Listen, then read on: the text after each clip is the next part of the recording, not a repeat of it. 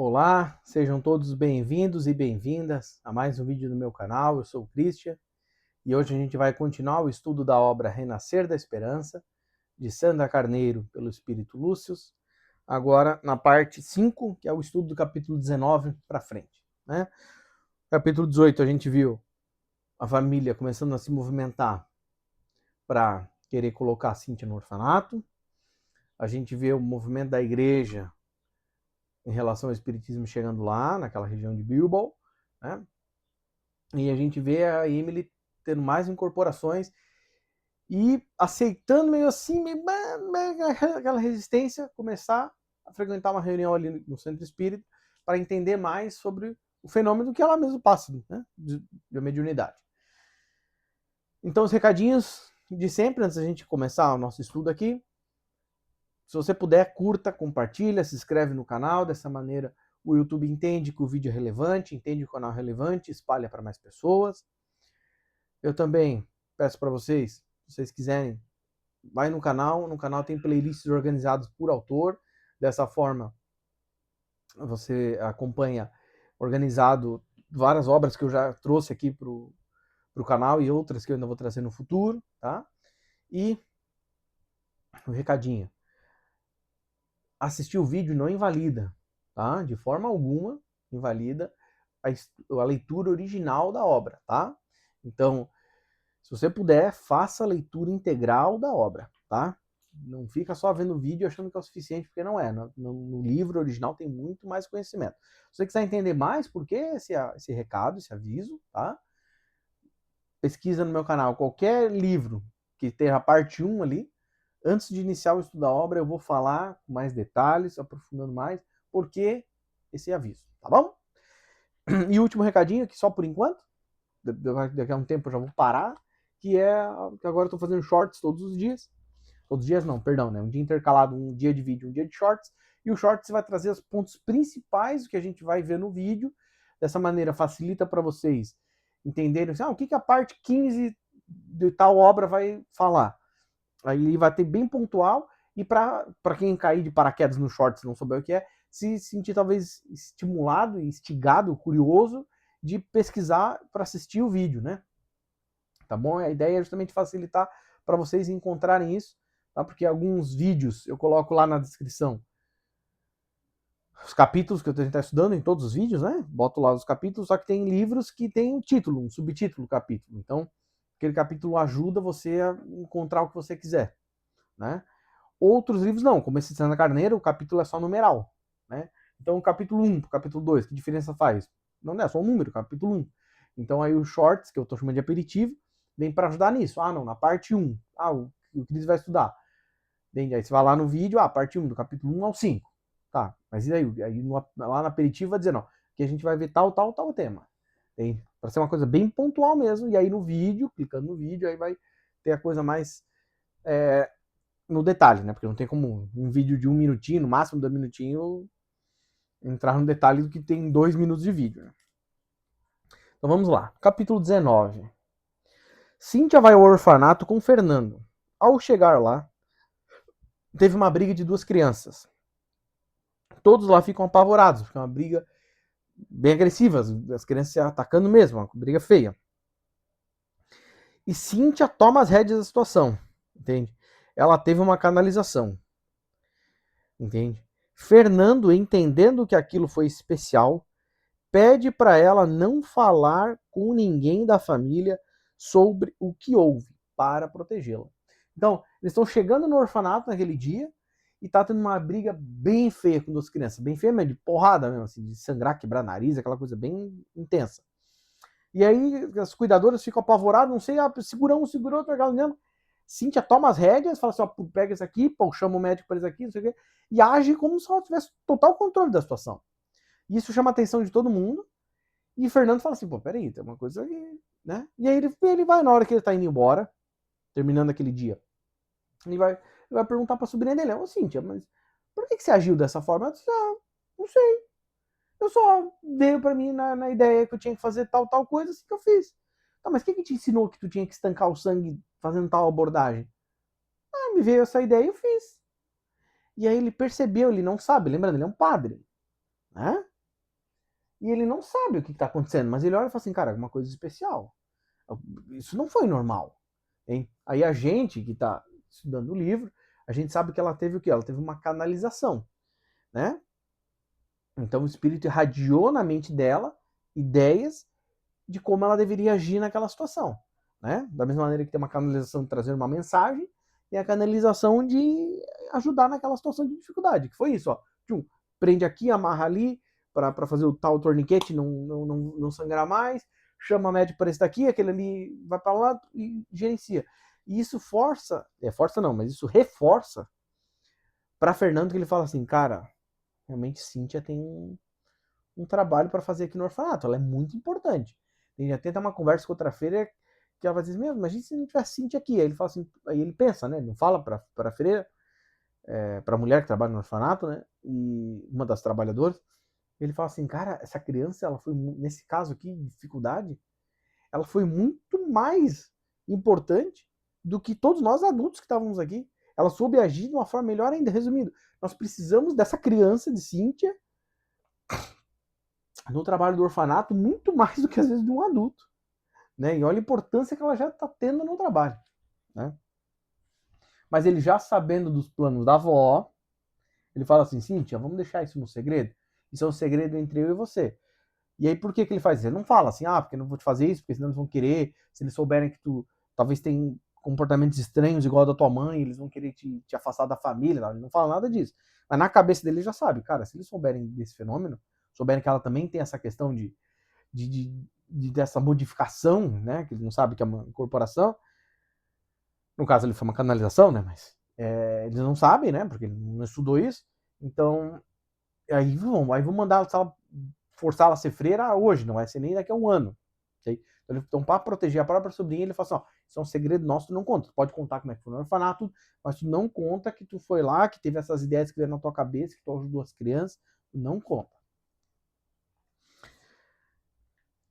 Que também aqui já me aciona um alerta, assim, né? Meu, que merda, né, cara? Que família merda que vive tanto materialismo, tudo que tu tá fazendo um negócio bacana, legal, tu tem que esconder. Para quê? Para não se prejudicar na tua própria família, cara. Entende? Porque tem interesses maiores, interesses financeiros, interesses de poder, interesses de fama. Que coisa bizarra, né? Meu Deus. Nós vamos adiante. Fernando entendendo que aquilo tá, já fiz a leitura, né, que era especial, tá. Numa conversa, a freira comenta que precisam de mais funcionários e que Cíntia podia ajudar mais vezes, pois ela demonstrava ter muita experiência e amor na tarefa, mesmo sendo uma criança, né? Eu acabei de comentar, né? Então essa enfermeira que está conversando com o Fernando ali, ainda vai dizer, né? Pô, a gente podia chamar a Cíntia para vir mais vezes, não uma vez na semana, em duas, em três, né? Capítulo 20. Emily, vendo o modo como Lucrécia e Jairo viviam, ela foi vendo que eles eram pessoas de amor. Então lembra que ela estava naquela dúvida? Ela disse que era um centro espírita, mas ela estava indecisa. E aí ela continua estudando lá o Novo Testamento, que é o livro que Lucrécia deixa com ela para ela ir lendo tudo, né? E aí ela vai olhando, ela vai dizer assim, cara, mas espera, essa coisa do espírito, isso é coisa do diabo, isso é coisa do capeta, imagina, nunca... E aí ela começa a olhar e vai dizer, pô, mas olha como é que eles vivem. Pô, que família de amor. Pô, eles não brigam, não discutem, não dá uma porrada no outro, um não impõe no outro a sua vontade. Olha como eles estão sendo legal com a comunidade. Pô, peraí, mas eles estão vivendo com amor? Porque se realmente esse espiritismo fosse coisa do diabo, coisa do capeta, não ia ter uma paz dessa, uma harmonia dessa, uma energia maravilhosa. Essa casa aqui, eles vivem muito mais amor do que na minha mansão com os 20 empregados. Tem? E aí ela começa a falar, opa, peraí, então esse negócio de espiritismo aqui, os caras estão falando que é coisa do demônio, pô, mas não tá parecendo que é do demônio. Muito pelo contrário. Aí ela já começa a se defrontar, mesmo que inconscientemente, mas ela começa a se defrontar com o quê? Só, peraí, mas estão construindo uma narrativa que atende a interesses que não é o interesse de estudar a obra, de estudar o que é o Espiritismo mesmo. Aí ela começa a vislumbrar isso, que é o que Jesus pede muito para nós. Entende? Eu gosto muito dessa fala do pastor Ed Renekiewicz, que ele fala, como é que você vai identificar um cristão? Verdadeiro cristão. É porque eu tenho uma camiseta com uma cruz escrito, sou de Jesus. É assim que se identifica um cristão? Ah, não, é porque eu carrego uma cruz, eu tenho um crucifixo carregado no peito, no escapulário, por exemplo. É assim que se identifica um cristão? Ah, não, é porque eu conto para todo mundo que eu dizimei. Nossa, dizimei 10% do meu salário limpo. Bruto, não é nem o limpo, é o bruto. Uau. É assim que se identifica um cristão? Não. Se identifica um cristão pelas suas atitudes. Você vai identificar um cristão porque ele vai agir, obviamente ele vai ter erros, ele vai ter falhas, isso é óbvio, mas ele vai agir no dia a dia de uma maneira completamente diferente da grande maioria das pessoas. Então ele não vai ser o hipócrita que vai querer mostrar para todo mundo que ele fez uma contribuição de 10% do seu salário bruto. E aí quando ele sai na rua e vê um irmão em vulnerabilidade social, não importa qual o motivo que aquele irmão está na rua, ele vai olhá-lo e vai orar, dizer que Deus ampare esse irmão. Não vai dizer, esse vagabundo tinha que trabalhar. Não. Opa, então ele agiu como um cristão. Não é o que ele está falando da boca para fora e a ação é outra. Não adianta ele ter uma camiseta assim, sou de Jesus. Aí tem aquela cruz carregada no peito. Você vai dizer, olha, eu sou de Jesus. Vou todo domingo lá no meu local religioso que eu vou. E aí quando ele tá na rua, o cara buzina para ele e xinga 5 geração do cara. E aí na empresa ele quer passar a perna no outro, quer enganar, entende? E aí ele quer fazer as coisas para mostrar para ele como ele é importante, como ele é famoso, entende? Ah, aí não, mano. Então é nas suas ações. E aí esse ensinamento para nós é lindo aqui. Porque Emily começa a dizer, mas todo mundo tá demonizando o espiritismo, que é coisa do capeta. Pô, mas tô vendo essa família esses caras estão vivendo muito mais amor do que eu na minha casa, que é uma família católica, fervorosa, todo domingo na missa. Entende? Nossa, nós ajudamos a construir a igreja. Nossa, olha como nós somos poderosos e influentes. O bispo vai uma vez ao ano na festa da nossa família. Pô, mas não tem esse nível de amor que tem esse casal aqui, nessa casa simplesinha. Esses caras estão vivendo muito mais o evangelho de Jesus do que a minha família lá. Deu uma Bíblia de capa de ouro. Nossa mesmo, uma Bíblia de capa de ouro. Nossa. Então olha que interessante. O discurso, a narrativa, versus a ação, a prática. E o que Jesus pede de nós neste momento? A prática. Porque nós estamos nesse momento tão decisivo da humanidade, deste transição planetária, nós estamos no ápice do apocalipse. Entende? O mundo regenerado, graças a Deus, está chegando aí. E aí Jesus pede para nós a hipocrisia? Não, Jesus pede para nós a verdade. E que nós nos posicionemos escolhendo ser joio ou trigo. Que nós nos posicionemos nas nossas ações. E se você está estudando aqui comigo, e estudou a excelente obra, do universalismo crístico, tu vai ver os 3 pilares. Entende? O universalismo que é. E aí, a gente está buscando exercer aqueles 3 pilares em todas as áreas da nossa vida da melhor maneira que a gente pode, porque a gente é imperfeito. A gente não está no nível de perfeição, mas e aí, eu estou me esforçando o máximo que eu posso para chegar e entregar o melhor? Ou não, estou na hipocrisia só? Né? A gente vê o exemplo. Então, na teoria, o bispo vai ter uma ligação muito maior com Deus, porque ele ascendeu mais dentro da hierarquia da igreja, tem mais anos de estudo teológico, mas a gente viu que ele está tomando decisões muito pior do que aquela dona de casa, mulher e um pescador lá na vilazinha. Entende? Você pensa, não, mas quem tem maior ligação com Deus? É o bispo, óbvio, meu Deus, ele é bispo. Ele fez faculdade de teologia, ele fez um mestrado em teologia, ele estuda há décadas. Né? Não, mas você vê que ele está muito mais afastado. Por quê? Porque ele caiu, a culpa não é porque ele ser um bispo, mas a culpa é porque ele caiu, né, nesse engodo dessa matrix da enganação das coisas o quê? Mundanas, das coisas materiais. Então, passou a valorizar o material acima do espiritual. E aí já era, né? E aí, então, vendo isso, ela decide, ela fala assim, não, beleza, realmente, sexta-feira eu vou lá no Centro Espírita e lá vou ficar na casa de Sara e tudo bem. Aí quando ela está dormindo, em desdobramento, Emily é ameaçada pelos trevosos para que ela não fosse ao centro espírita, entende? E aí eles vão ameaçar, então eles tentaram ameaçar a Lucrécia, não teve êxito, ela respondeu com amor e continuou fazendo o trabalho dela de ajudar a Emily. Então eles vão para cima de Emily. Por quê? Porque é o desespero, fala assim, não pode, se ela se envolver com o espiritismo, ela desperta e a gente perde a nossa ação sobre ela. Então eles vão amedrontar a Emily e vão dizer assim, não, nós vamos ferrar com a tua filha, nós vamos ferrar contigo, nós vamos acabar com a vida do teu marido. E aí tudo para quê? Para botar medo nela. Para quê? Para que ela não fosse no centro espírita. Que já acende nosso alerta. Pera lá. Se o centro espírita é do demônio, é do diabo, por que aquelas entidades estão querendo que ela não vá ao centro espírita?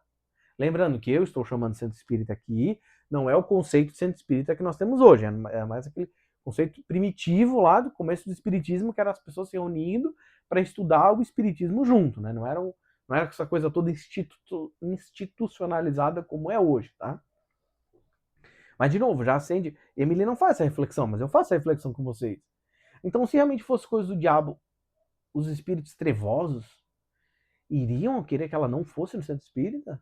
Ou pelo contrário, eles iam falar assim, vai, pode ir. Show de bola, vambora hoje. Não deixe nem para amanhã, vamos agora. Então isso já é um aprendizado para nós de que, opa, peraí, então isso aqui não tá coisa errada. Lembrando que existe centros espíritas, né? Que a gente tá falando de um trabalho da luz que ela iria, né?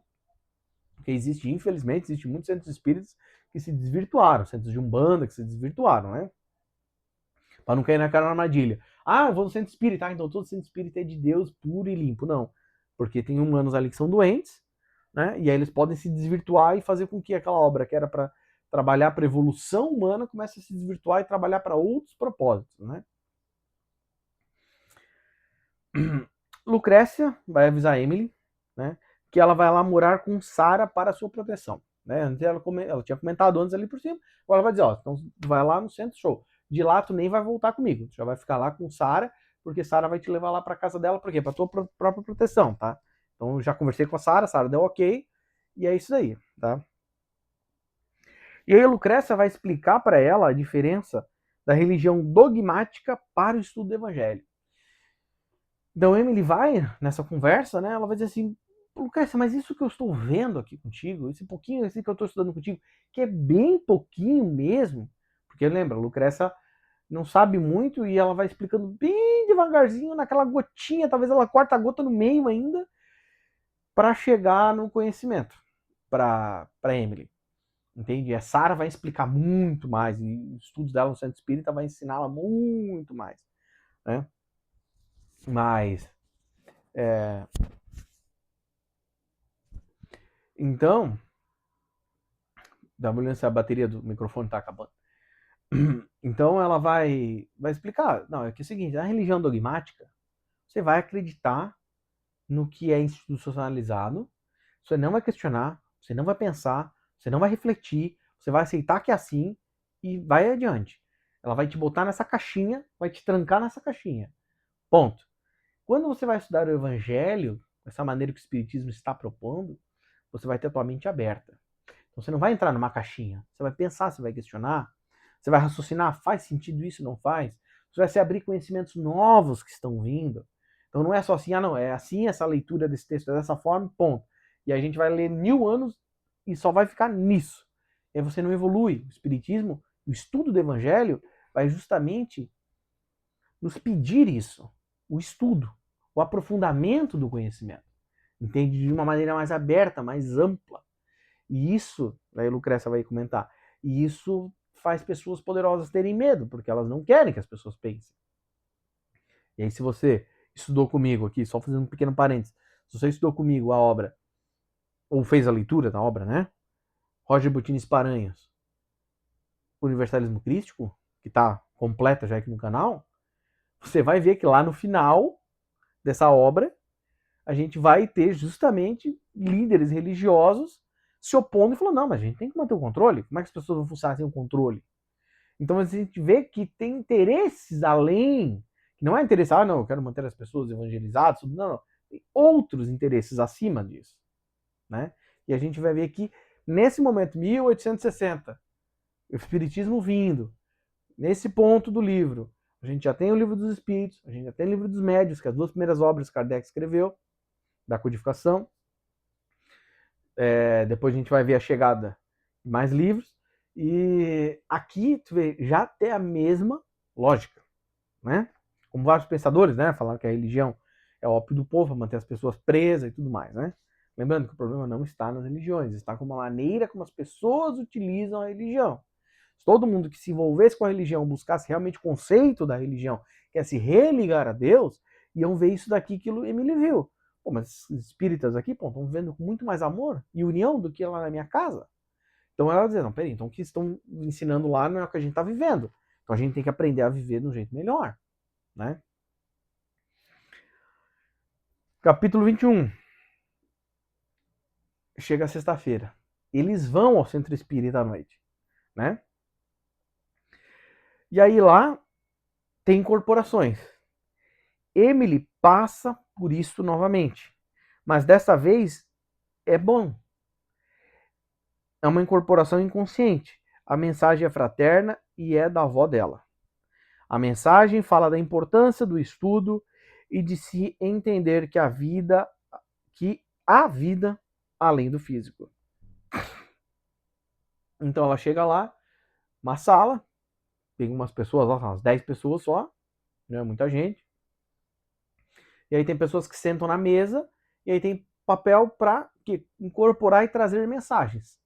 E aí Emily vai vendo aquilo ali, ó, trouxe uma mensagem aqui, uma lá, e aí ela, pum, vai ter o apagão de novo. Deu o apagão e acordou. E quando acordou, ela, diferente das outras vezes, que ela tinha aquela coisa do medo, daquela culpa, diferente do que aconteceu. Ela olhou assim, se assustou, mas ela falou, tô me sentindo melhor. Tô sentindo que foi legal. Não tô sentindo aquele medo, aquela angústia, aquela apreensão, aquela coisa. E aí ela tem várias folhas escritas. E aí eles falam assim, ó, lê a mensagem para nós. Que mensagem? A mensagem que você trouxe. Trouxe uma mensagem. E aí ela vai fazer a leitura dessa mensagem. E aí no momento que ela vai fazer essa leitura dessa mensagem, lá no final tem um nome. E o nome é a avó dela. A avó dela trouxe a mensagem para ela. Entende que tem um nome lá que não marquei aqui na minha observação? Né? E aí a avó é um espírito protetor que está ajudando a neta naquela encarnação.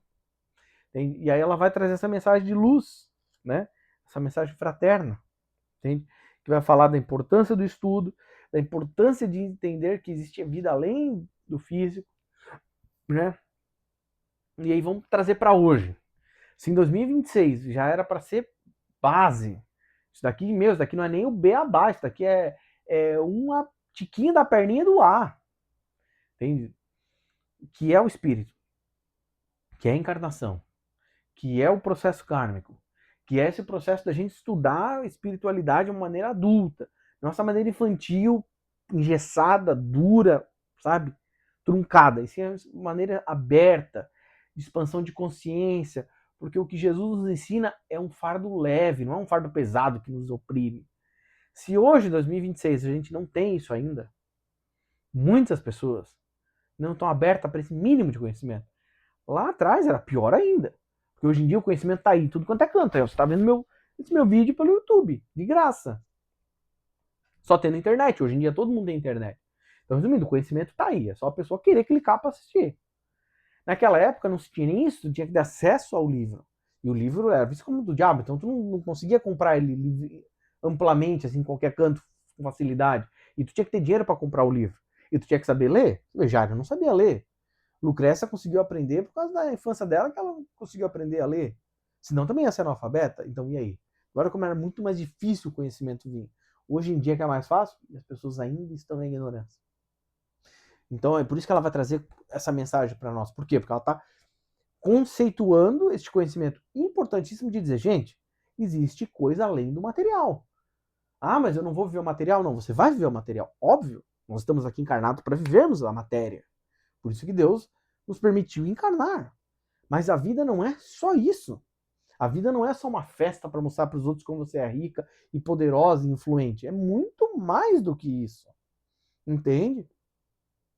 E aí, se você, de novo, vou trazer novamente para cá, acompanhou comigo o estudo da obra Universalismo Crístico, Albertino Sparanis, acompanhou comigo o estudo da trilogia da Revelação Cósmica, de Jean Vauelan, que vai dar um panorama geralzaço nos 3 livros, primeiro de uma maneira macro, depois entrando pontualmente em mais eventos da nossa história, você vai vendo o agir de entidades, de seres que não querem a evolução espiritual desta humanidade, para manter essa humanidade ignorante, presa e cativa a sistemas que vão mantê-los explorados, que vão mantê-los com dor e sofrimento. Por quê, Cris? Porque eles se alimentam dessa energia de dor, dessa energia de sofrimento, dessa energia de ansiedade, dessa energia de agonia. E eles não estão nem aí se está sofrendo ou não, eles querem o interesse deles. Da mesma maneira que a gente vê isso no plano físico, tem pessoas que tomam decisões que sabem, tem pessoas que estão tomando decisões de guerra, que vai matar milhares de pessoas, vai impactar milhões de pessoas, e elas não estão nem aí, o interesse delas é o que é bom para elas. Ah, mas vai matar 1 milhão de pessoas? Tem. No máximo, consegue pensar na família consanguínea do tipo assim, não, mas o meu filho não vai para a guerra. Ah, mas pode ir o filho do Cris? Pode morrer todos. E o filho do João, do Pedro, da Maria, do José, da Rafaela, da Rosângela? Ah, pode morrer todo mundo. O importante é que o meu filho não vai morrer. Tem gente que fala, gente, que coisa bizarra, que valor egóico, valor anticrístico.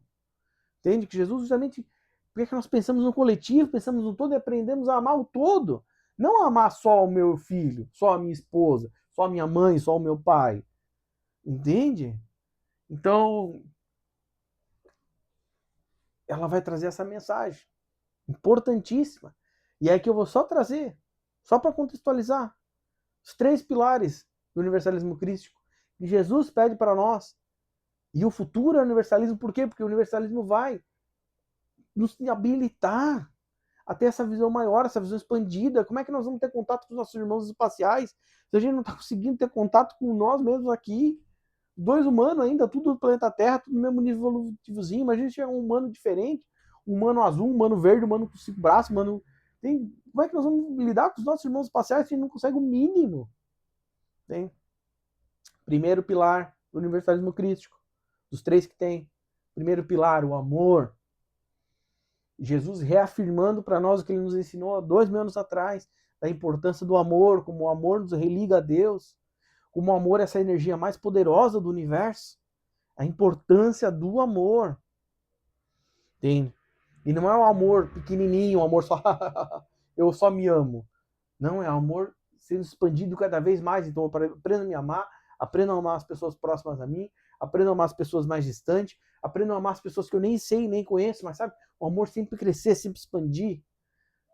Depois, a crença nas leis kármicas, a crença na reencarnação. E aí você vê, é o que a avó Jamie vai falar aqui, existe uma vida além. E por que a importância de se crer nisso? Porque nós estamos no nível evolutivo ainda que a gente não tem uma prova cabal disso. Porque por misericórdia de Deus, a gente não pode lembrar de uma vida passada, porque é capaz de fazer muito mal para nós. Porque pouquíssimas pessoas encarnadas hoje se lembrassem da sua vida, só estou falando uma atrás só, não vamos nem voltar muito. Uma só. Quantos iam conseguir ter a serenidade, tranquilidade e falar, pô, que pensamento legal e bonito? O quantos não iam se ficar maluco, enlouquecer de mágoa, de rancor, de vergonha, de remorso do que fez? Então, por misericórdia de Deus conosco, a gente não lembra. Então, a gente tem que crer nisso, porque a gente ainda não consegue provar. No futuro conseguiremos. Mas hoje ainda não conseguimos provar por A mais B. Não tem uma máquina que vai lá, não, Cris, eu fiz uma máquina aqui, porque tem acesso aos teus registros kármicos do teu corpo mental inferior. A gente não tem isso ainda aqui. Existem outros mundos que tem isso. Isso é trivial. Aqui ainda não. Então nós temos que crer nisso. Por quê? Porque isso vai nos habilitar a tomar escolhas melhores. Porque vamos saber que não importa o que eu fizer agora. Se eu, por interesse, porque eu quero manter uma relação com uma mulher que não quer, porque é casada, mas eu quero. Aí eu vou lá e boto ela no sanatório para forçar ela a ficar louca, para forçar ela a ter uma relação comigo. Eu vou ser cobrado, a justiça de Deus vai me alcançar. Ah, mas eu sou muito rico, essa vida aqui não aconteceu nada. Mas na próxima vai vir. Ou em uma outra, em algum momento, essa dívida vai bater na sua porta. Então, creia nisso e faça escolhas melhores para não ter dívida batendo na porta. Entende? E aí, o terceiro pilar do universalismo crístico, o estudo com sabedoria da filosofia, da ciência, da espiritualidade, dessa maneira madura, com a mente aberta, estudando os novos conceitos, para quê? Para a gente aprender cada vez mais. Então olha como isso casa, e olha como isso conversa com a mensagem que a avó de Emily vem trazer para nós, de que existe uma vida além, de que existe mais conhecimento, de que existe mais do que aquela vida pequena, aquela vida medíocre, aquela vida de Matrix só, sabe, naquela caixinha minúscula. Existe mais do que isso, né?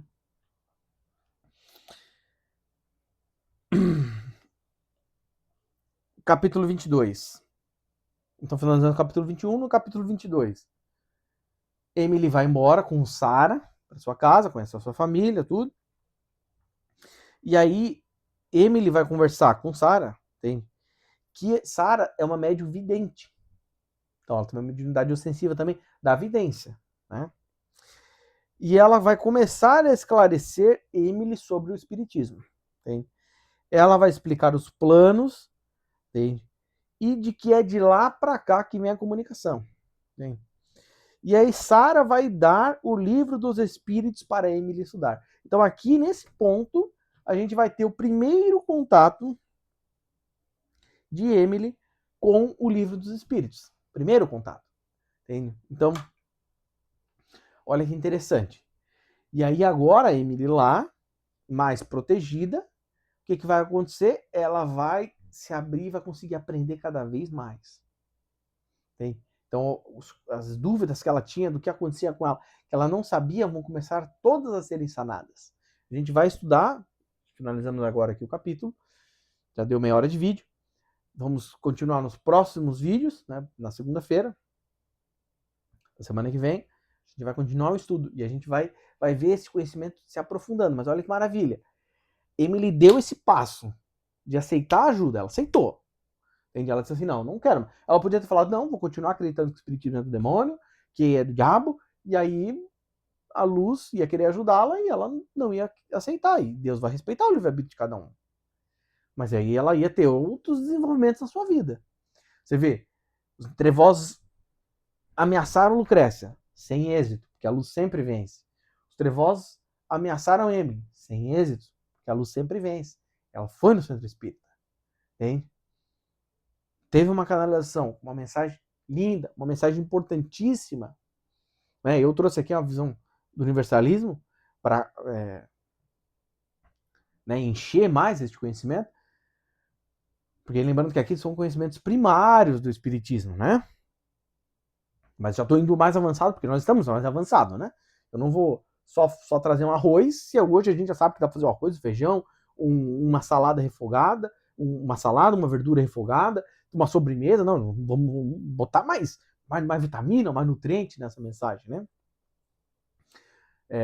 Porque não adianta a gente só estudar, porque tem uma vida além disso que a gente tem que estudar, ver com amor, lindo, show, mas tem mais que aprender, temos que debruçar mais. Então trouxe uma versão mais informações e a gente vê que Emily agora vai ter acesso ao livro dos espíritos. Então agora ela vai aprender mais ainda do que ela está acontecendo com ela.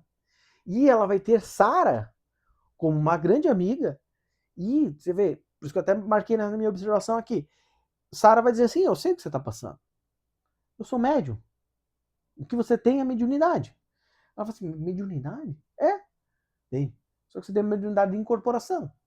Eu sou vidente, eu vejo os espíritos como se fossem vivos. Então isso ajuda, porque aí Emily vai começar a ter essa afinidade e vai conseguir ter alguém que também passe pelos fenômenos como ela para ensiná-la, né? E se aprofundar nos estudos. Então olha aquela coisa de quando a gente se abre para a luz, o ajuda e o amparo vem e Deus está só esperando que nós abramos essa porta e demos esse ok, né? Mas é isso aí, gente. Então finalizamos aqui. Semana que vem a gente continua o estudo das demais capítulos. Tá? A gente está chegando quase na metade do livro. São 50 capítulos do livro. Então a gente está aqui, finalizamos no capítulo 22. Vamos começar no 23. E é isso aí. Fiquem todos com Deus e até a próxima.